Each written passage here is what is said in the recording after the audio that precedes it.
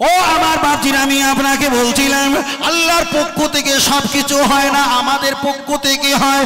বিষয়টা আমি আপনার কাছে খুব কঠিন লজিক বলেছিলাম। চলেন আপনার কাছে যখন বলে ফেলেছি, চলেন আপনার কাছে একটু ছোট আকারে একটু কোণে বলে নেই। এখানে যারা বসে আছেন এরা তো কেউ বিড়ি খায় না, কেউ সিগারেট খায় না, কেউ গাঁজা খায় না। এরা হলো সব আল্লাহর ওলি। শুধু মুখে দাড়ি রাখিনি বলে ওয়াজটা করে না। মুখে যদি দাড়ি থাকতো আমার হুজুরকে আর অতক্ষণ ওয়াজ করাতো না, আপনারা আমরাই ওয়াজ করতাম, ঠিক না বে ঠিক? শুধু দাড়ি রাখিনি বলেই। চলেন চলেন, বিড়ি খাওয়া হারাম কি হালাল? আমি আপনার কাছে হালাল হারাম বলে কিছু বলছি না। বিড়ি খাওয়া যাবে কি যাবে না এ জবাবটা আপনারা দেবেন, আমি দেবো না। যদি বলেন হুজুর কেমন করে জবাব দেবো, আমরা কি তো জানি না, আমি একটু বুঝিয়ে দেই। আলহামদুলিল্লাহি রাব্বিল আলামিন, সমস্ত প্রশংসা কার? এটা জোরে বলেন। আর রহমানির রহিম, সবচাইতে দয়ালু মেহেরবান তিনি হলো কে? মালিক ইয়াউমিদ্দিন, যিনি সর্বপ্রকারের মালিক তিনি হলো কে? আমি কোরআনের আয়াত পড়েছি আর ব্যাখ্যা করেছেন কারা? আপনারা। ঠিক কৌশলে আমি বলবো এমন আর জবাব দেবেন আপনারা, এমন টেনশন কি আর আছে? টেনশন আর আছে? জবাব বার করে নিচ্ছে, অপেক্ষা করো। জবাব দেবে না যেন জবাব দিয়েছো। কোরআন শরীফের আয়াত পড়েছি আর হুজুর ওনারাই তাফসীর করেছে, ঠিক এইভাবে বার করে নিচ্ছে, একটু অপেক্ষা করেন। চলেন আমি আপনাকে বোঝাতে চেয়েছি, হাদিসটা মিশকাত শরীফে এসেছে, কোনো ব্যক্তি যদি নিরহ ব্যক্তিকে হাত দিয়ে জবান দিয়ে নিরহ ব্যক্তিকে যদি কষ্ট দেয়, ওই ব্যক্তি কখনো ইমানদার হতে পারে? ভয় লাগতেছে কেন? জোরে বলো। আপনি বলেন না, বলো। তাহলে ভয় লাগে?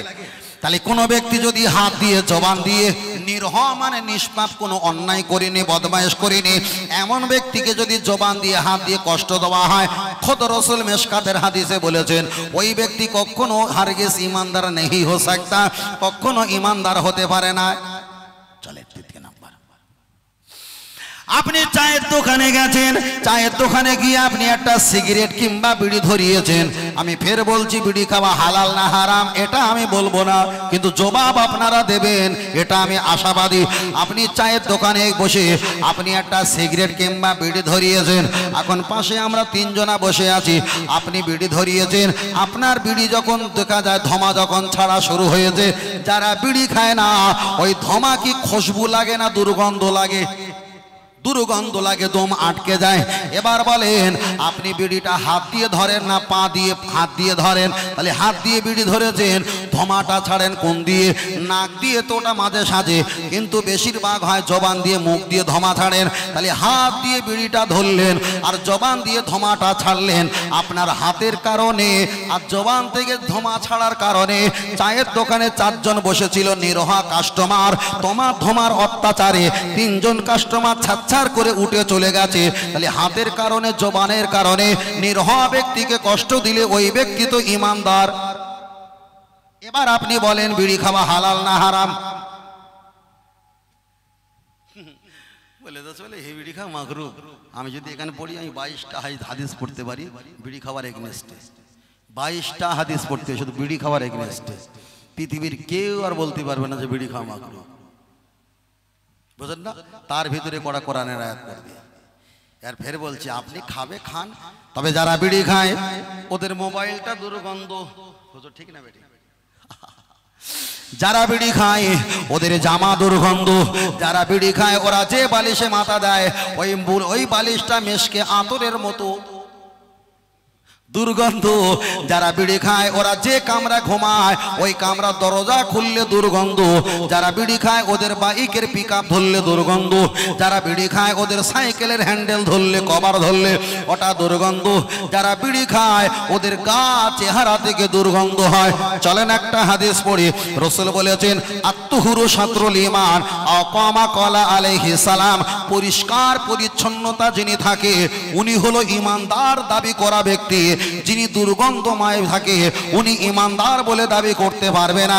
তাহলে বিড়ি খেলে হাত পা চেহারা দুর্গন্ধ হয়, বিড়ি খেলে বালিশ কাতা ঘর দেখা যায়, মোবাইল সাইকেলের কিংবা বাইকের স্ট্যান্ড হ্যান্ডেল দুর্গন্ধ হয়। রাসূল বলেছেন পাক পবিত্র থাকলে ওই ব্যক্তি ইমানদার বলে দাবি করতে পারে, আর দুর্গন্ধ যিনি থাকে ইমানদার বলে দাবি করতে পারে না। এবার বলেন বিড়ি খেলে যদি দুর্গন্ধ হয় এখন তিনি ইমানদার দাবি করা কি তার পক্ষে সম্ভব? দুটো পড়িস তাই আমার পেট কনকন করতেছে, আর যদি 22টা পড়ি আমার ধরে রাখা যাবে না। দুটো দুটো হাদিস বলেছি, শুনে কিরাম মনে হচ্ছে যে ভালোর দিকে যাচ্ছে না খারাপের দিকে যাচ্ছে? এখনো 21-22টা আছে, তাই না? চলেন চলি আর একটা বলি, কমিয়ে দে একটু। নবী আমার একটা হাদিস শরীফে বললেন, কুল্লু মুস্কিরিন হারামুন, কুল্লু যার ব্যাখ্যা হলো বহুবচন, কুল্লু মুস্কিরিন হারামুন, নেশাদ্রব্য জিনিসটা এগুলো আপনারা খাবেন না, নেশাদ্রব্য জিনিস এগুলো হলো হারাম। আমরাও মাঝে মধ্যে খেয়ে ফেলি, আল্লাহ আমাদেরকে ক্ষমা করেন, বলেন আমিন। তবে আমাদের ছেলেরা একটু খায় হরিকতি, আমলকি, গয়ড়া, হাত দিয়ে গুন, আঙুলটা গুন গুন কটা হয়, ভুল হলি বকবো। হরিকতি, আমলকি, বয়রা, অর্জুন, কালমেঘ, রজনী, বিমাল, তুলসী, শেখর, শান্তি, মোসাবির, দিলবার, রাকেশ খৈনি, রাজা খৈনি, কাটা খৈনি, কলকাতা, ফুটপাতরে, শিয়ালদায়, কোষা খৈনি। তাহলে এতগুলো যারা খায়, আপনি বলেন তাদের গাল সুগন্ধ না দুর্গন্ধ? চলেন দুর্গন্ধ। আর একটা ব্যাখ্যা করা যাক, আমি আপনাকে বোঝাতে চেয়েছি, আপনি সুগন্ধ দুর্গন্ধ বিবেচনা করে দিয়েছেন, ওই প্যাকেটের গায়ে লেখা আছে এটা হলো ক্যান্সার হতে পারে, ক্যান্সার হতে পারে। চলেন কোরআনের আয়াত পড়া যাক। আল্লাহর কোরআন জানিয়ে দিয়েছে, অমাইয়াকফুর বিল ঈমান, যারা জেনে শুনে যারা ঈমানের প্রতি, বিশ্বাসের প্রতি যারা অবহেলা করে, যারা জানে যে এটা ক্যান্সার হবে, কোম্পানি লিখে দিয়েছে, জেনে শুনে যারা অবহেলা করে, ফাকাদ হাবিতা আমালুহু, তার সব ঈমান আমলগুলো, অহুয়া ফিল আখিরাতি, পরকালে, মিনাল খাসিরিন, আমার আল্লাহ টান মেরে ফেলে দেবে। ও বাপজিরা, তাহলে কোম্পানি লিখে দিয়েছে বিড়ি সিগারেট, আর দেখা যায় হরিকতি, আমলকি, বয়রা, অর্জুন, কালমেঘ, রজনী, বিমাল, তুলসী, শেখর, শান্তি, মোসাবি, দিলবার, রাকেশ খৈনি, রাজা খৈনি, কোটা খৈনি, এমন করে এগুলো হলো ক্যান্সার হবার লক্ষণ। জানার পরেও যদি কোনো ব্যক্তি খায়, কোরআন বলেছে তার ঈমান আমল হাসরের ময়দানে আমি আল্লাহ টেনে টান মেরে ফেলে দেবো। এবার বলেন এগুলো খাওয়া জায়েজ হবে কি না হবে? আপনার সুপ্রিম কোর্টে আপনি নিজেই বিচার করেন। আল্লাহ, মনে হচ্ছে অজ একটু ঘুরিয়ে দেয়, তাই না? অজ একটু ঘুরিয়ে দেয়। বড় ভাইরা পিছনে কিছু বলে না, সেই পিছনে যারা বসে আছে, আর ওখান থেকে বাচ্চারা অত ওঠানামা করছে কেন? ওই ফেরিঘাট নাকি ওটা? হ্যাঁ, ওটা কি ফেরিঘাট? আমি অজনসিয়াত করব, হয় বসো আর না হয় যাও। আমার যা টাকা দেবে, কিছু নেওয়া হয়ে গেছে, কিছু বাকি আছে, সেকেন্ড টাকাটা অটোমেটিক করতেছে। ভাই তেল মাখানোর সময় নেই, অত তেল মাখানোর সময় নেই, তেলের দাম খুব বেশি, বোঝেন না? হ্যাঁ, বলেন তিনি সবচাইতে দুটো ফল, একটা হলো তরমুজ আর একটা হলো কাঁঠাল। সবচাইতে ভালো ফল বইতে লেখা আছে, কোন ফলটা ভালো বলেন তিনি? এখন ইতিহাসের খাতায় খেতে ভালো এটা বলছি না, ইতিহাসের খাতায় কাঁঠালের মর্যাদা বেশি না তরমুজের মর্যাদা বেশি? কাঁঠাল। কেন বলেন তিনি? আটা আছে। কেন আটা আছে? কাঁঠাল খেতে গেলে হাতে তেল লাগাতে হয়, কথা ঠিক না বেটি? কিন্তু তরমুজ খেতে গেলে হাতে, তাহলে যে জিনিসের তেল বেশি সেই জিনিসের মর্যাদা বেশি। তাই ওই জন্য বলেছি আমি তেলের ব্যবসা করবো না, আমি তেলের ব্যবসা করবো না, কিন্তু উপরে দেখাবো সবুজ রং, ভিতরে দেখাবো লাল রং।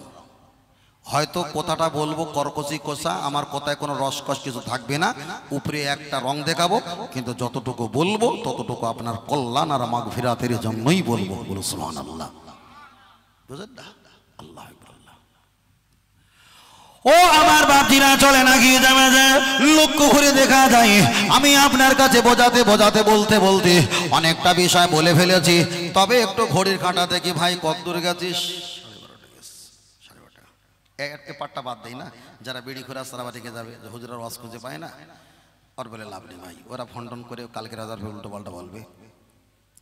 চলেন আমি আপনার কাছে বোঝাতে চেয়েছি, তাহলে বিড়ি খাওয়ার বিষয়টা আমি রেখে দিলাম দাদাজি। তবে ছোট করে আর একটা বলে যায়, কেরাম রাগ হচ্ছে, একটু ছোট করে না বললে আর হয় না। তবে শোনেন, হাদিস শরীফে এসেছে, তোমরা কাঁচা পেঁয়াজ খেয়ে, কাঁচা মূলা খেয়ে, কাঁচা গাজর খেয়ে, কাঁচা তোমরা দেখা যায় পেঁয়াজ খেয়ে, মূলা খেয়ে, গাজর খেয়ে, এগুলো খেয়ে মসজিদে তোমরা প্রবেশ করবে না। তার কারণ কাঁচা পেঁয়াজে দুর্গন্ধ, কাঁচা মূলায় দুর্গন্ধ, কাঁচা দেখা যায় গাজরে দুর্গন্ধ, এগুলো খেয়ে মসজিদে আসা নিষেধ করা হয়েছে। এবার আপনি বিড়ি খাও, বিড়ি খাও, বিড়ি খাওয়ার পরে আসরের আজান দিয়েছে, আপনি কুল্লি করেছেন, কুল্লি করার পরে আপনি যখন নামাজে দাঁড়িয়েছেন আপনার একটা হাই উঠেছে, হাই যদি ওঠে মশলা হলো আপনি ডান হাতটা আগিয়ে দাও, আর বসে যদি হাই ওঠে বাম হাতটা গালটা ঢেকা দাও। আপনি বলেন আপনি তো 3 মিনিট আগে বিড়ি হদ্দ খাওয়া খেয়েছেন, গাল যদি ঢেকা দেওয়া হয় ও দুর্গন্ধ কি আর ঢাকা সম্ভব? তাহলে যে মসজিদে কাঁচা পেঁয়াজ, কাঁচা গাজর আর দেখা যায় কাঁচা মূলা খেয়ে যাওয়া নিষেধ যদি হয়, যে মসজিদে কেরোসিন তোলা নিষেধ, কেরোসিন যদি তোলা হয় ওর তলায় একটা কার্পেট রাখার কথা বলা হয়েছে, সেই মসজিদে বিড়ি খেয়ে কুল্লি করে যাওয়া এটা কোন জ্ঞানে আমার মাথায় আসে না। ব্যাস এতটুকু চলেন, এবার দ্বিতীয়বার যাই। আমি আপনার কাছে আর বেশি লম্বা করব না। তাহলে একটা বিষয় আমি বলেছিলাম, আমাদের বিষয় ছিল কি, আমরা যা পাপের কাজ করি এটা আল্লাহর পক্ষ থেকে না আমাদের নিজেদের পক্ষ থেকে, এটাই আমি বলেছিলাম। এবার আপনার কাছে যখন বিষয়টা পরিষ্কার হয়ে গেল, চলেন এবার দ্বিতীয়বার এগিয়ে যাওয়া যাক।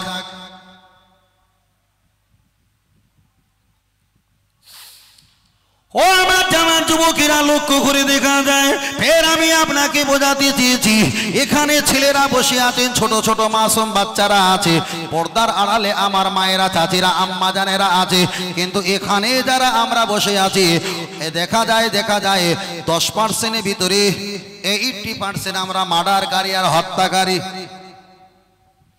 10%-এর ভিতরে আমরা 80% দেখা যায় মার্ডারকারী আর হত্যাকারী। এ বিশ্বাস কি আমাদের হয় না? হয় না? যারা বুঝতে পারেন তাহলে হুজুর কি ভুল বকতে নাকি গভীর রাতে ওঠে? ভুল ভাই বকিনি ভাই, ভুল যেদিন বকবো সেদিন মাইকে কথা বলা বন্ধ করবো। তাহলে এবার আমি আপনাকে বোঝাতে চেয়েছি, লক্ষ্য করে দেখা যায় এখানে যারা আমরা বসে আছি, আমরা যদি 10% মানুষ থাকি, তার ভিতরে যারা বিবাহ শাদী করেছি আমরা 8% মার্ডারকারী আর হত্যাকারী। মার্ডারকারী আর হত্যাকারী প্রসঙ্গটা বললে পরে আপনার চোখটা কপালে উঠবে। তাহলে আমরা কি অপরাধ করেছি? চলেন ছোট করে ব্যাখ্যা শুরু করা যাক। আমার দিকে কর্ণপাত করেন। লক্ষ্য করে দেখা যায় আমাদের এলাকায় নার্সিংহোম আছে, আমাদের এলাকায় ডক্টরখানা আছে, আমাদের এলাকায় হসপিটাল আছে। এখন আপনি বলেন আমাদের স্ত্রীদের, মায়েদের, বোনদের, ভাগ্নিদের, আমাদের নাতিপোতা আওলাদের পরিবার পরিজনের মেয়েদের গর্ভের ভিতরে আমার আল্লাহ যখন সন্তান দান করে, এবার আপনাদের জিজ্ঞাসা করি, মায়েরা জিজ্ঞাসা করে হুজুর কতদিনের বাচ্চা নষ্ট করা যাবে? আমার গর্ভে বাচ্চা এসেছে 4 মাস, আমি নষ্ট করে দিয়েছি একটা কৃমির বড়ি খেয়ে, বাচ্চাটা ধূলিসাৎ হয়ে গেছে, হুজুর এতে কি গোনা হবে? আবার একজন বললেন হুজুর আমি দেখা যায় 6 মাসের বাচ্চা পেট কেটে পোল্ট্রি মুরগির মতো আমি কেটে কেটে ডাক্তার বাবুকে দিয়ে বার করেছি, এতে কি আমার গোনা হবে?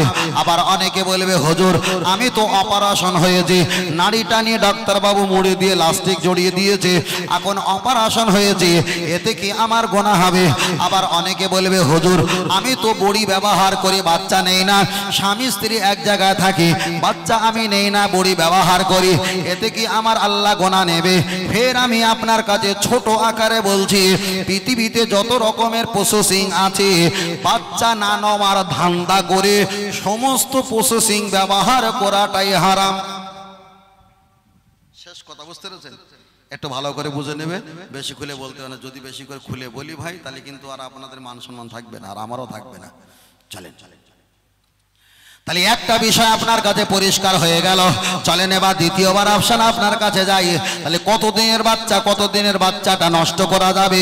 আমি আপনার কাছে বোঝাতে চেয়েছি, তাফসীরের ব্যাখ্যা এসেছে একটা বাচ্চার বয়স 40 দিন যখন হবে, 40 দিনের পূর্বে বাচ্চাটা ক্ষতি করা যেতে পারে।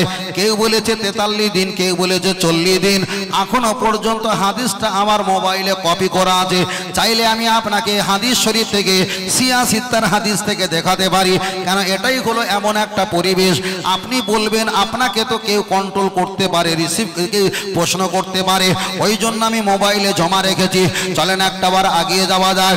এখন ছেলে আর মেয়ে যদি বিবাহ করে, বিবাহ করার পর যদি মনে করে আমরা খেলাধুলা করব, এখন আমরা কোনো সন্তান ছেলে মেয়ে নেব না।